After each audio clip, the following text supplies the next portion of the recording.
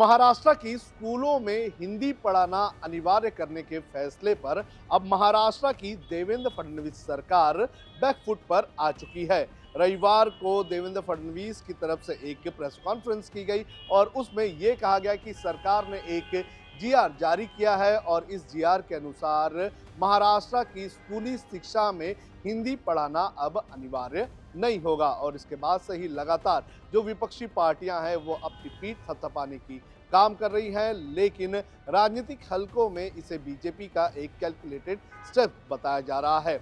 आखिर क्या कारण था जिसकी वजह से महाराष्ट्र की बीजेपी सरकार ने यह फैसला लिया कि हिंदी अनिवार्यता को फिलहाल होल्ड किया जाए, इसकी जानकारी आपको इस वीडियो में देंगे। नमस्कार, आप देख रहे हैं लोकमत हिंदी। मेरा नाम है सोनू कनौजी। आपको बता दें कि आज से महाराष्ट्र के विधानसभा का मानसून सत्र शुरू हो चुका है और इसके एक दिन पहले ही महाराष्ट्र सरकार ने जीआर जारी करके ये कह दिया कि महाराष्ट्र की स्कूली शिक्षा में हिंदी पढ़ाना अब अनिवार्य नहीं होगा। लेकिन इसको लेकर ये भी सवाल उठ रहे हैं कि आखिर बीजेपी को ये कदम क्यों उठाना पड़ा। चलिए सबसे पहले आपको बताते हैं कि कौन कौन सी वजहों की वजह से बीजेपी ने ये कदम उठाया है। सबसे पहले विपक्ष का महा आंदोलन। आपको बता दें कि जो विपक्ष है वो मराठी के मुद्दे पर हिंदी स्कूलों में पढ़ाए जाने के खिलाफ एक बड़ा आंदोलन करने जा रही थी। राज ठाकरे की पार्टी की तरफ से सबसे पहले इसका अनाउंसमेंट किया गया था।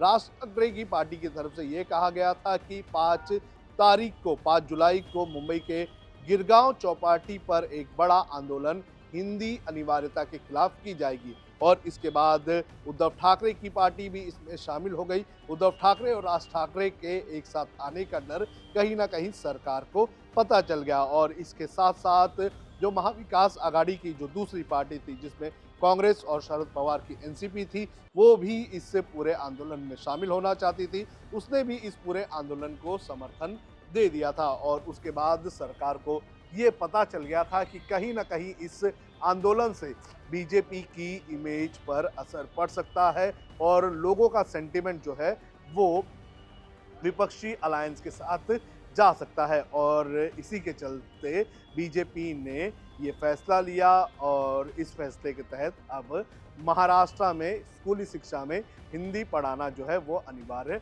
नहीं होगा। वहीं इस फैसले को वापस लेने का दूसरा कारण है महाराष्ट्र के मिनी विधानसभा चुनाव कहे जाने वाले निकाय चुनाव की। आपको बता दें कि जो ये फैसला वापस लिया गया है इसके पीछे ये एक सबसे बड़ा कारण भी बताया जा रहा है। आने वाले दिनों में महाराष्ट्र में बड़े पैमाने पर जो म्युनिसिपल कॉरपोरेशंस हैं उनके चुनाव होने हैं और ये म्युनिसिपल कॉरपोरेशंस काफ़ी बड़े चुनाव हैं, क्योंकि अगर इन म्युनिसिपल कॉरपोरेशन में ज़्यादातर जगहों पर जो पार्टियां अपनी सत्ता हासिल करती है वो राज्य में काफ़ी ताकतवर पार्टी होगी। और इसी को देखते हुए बीजेपी ये नहीं चाहती कि हिंदी के मुद्दे पर जो स्थानिक लोग हैं वो बीजेपी के खिलाफ चले जाए। आपको ये भी बता दूं कि आने वाले दिनों में जो इलेक्शंस होने हैं वो BMC, KDMC, TMC, Navi Mumbai municipal corporation, Nashik municipal corporation, Pimpri Chinchwad municipal corporation, Nagpur municipal corporation, ऐसे बड़े जो म्युनिसिपल कॉरपोरेशंस हैं उनके चुनाव होने हैं और बीजेपी नहीं चाहेगी कि किसी भी तरह से मराठी और हिंदी के मुद्दे पर विपक्ष को फायदा हो और खास तौर पर राज ठाकरे और उद्धव ठाकरे को फायदा हो।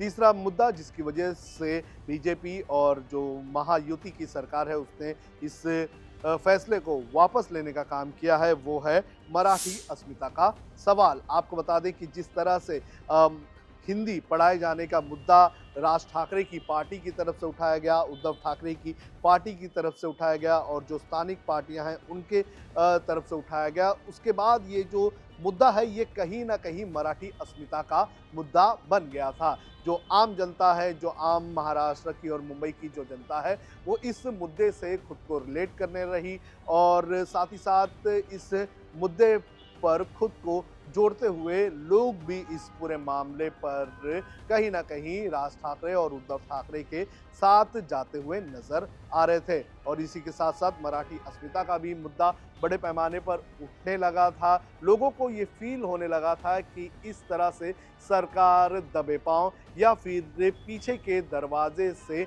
हिंदी जो है वो थोपने का काम महाराष्ट्र की मराठी जनता के ऊपर करने की कोशिश कर रही है। तो मराठी अस्मिता से जुड़ा हुआ ये सवाल बन चुका था और लोगों की जनभावना भी जो है वो कहीं ना कहीं इस मुद्दे पर विपक्ष के साथ होने लगी थी। और सर जो बीजेपी है और जो सत्ताधारी अलायंस है वो कहीं ना कहीं इसे समझ चुकी थी और इसी के चलते इस फैसले को वापस लिया गया है।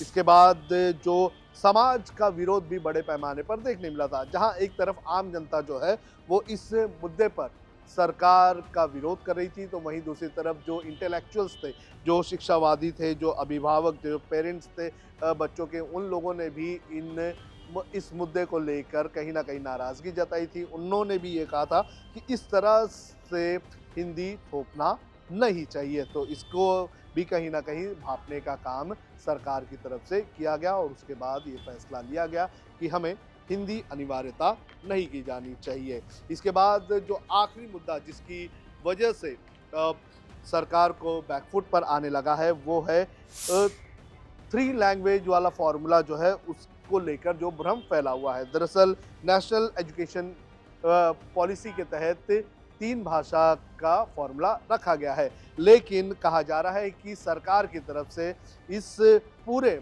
मुद्दे को लेकर ठीक से लोगों को जानकारी नहीं दी गई। एक भ्रम का माहौल बनाया गया जिसके चलते जो है लोगों के अंदर एक क्वेश्चन मार्क था कि ये जो फॉर्मूला लाया जा रहा है ये किस तरह से लाया जाएगा, इसके पीछे का कारण क्या है, इसका उद्देश्य क्या है और किस तरह से बच्चों को पढ़ाया जाएगा, क्या ऑप्शंस दिए जाएंगे, इन सारी चीज़ों को लेकर क्लैरिटी नहीं थी और लोग इसी को लेकर एक तरह से भ्रम में थे। और इसी के चलते जो विपक्षी अलायंस था उसका जो मराठी अस्मिता वाला मुद्दा जो है वो और स्ट्रांग हो गया और इसी के चलते जो सरकार है उसे कहीं ना कहीं बैकफुट पर आना पड़ा। तो ये कुछ 5 ऐसे कारण थे जिसके चलते हिंदी अनिवार्यता वाला जो मुद्दा है उसको लेकर महाराष्ट्र की बीजेपी की सरकार जो है वो बैकफुट पर आ गई और उसने जीआर जारी करके जो अपना आदेश है उसे वापस ले लिया।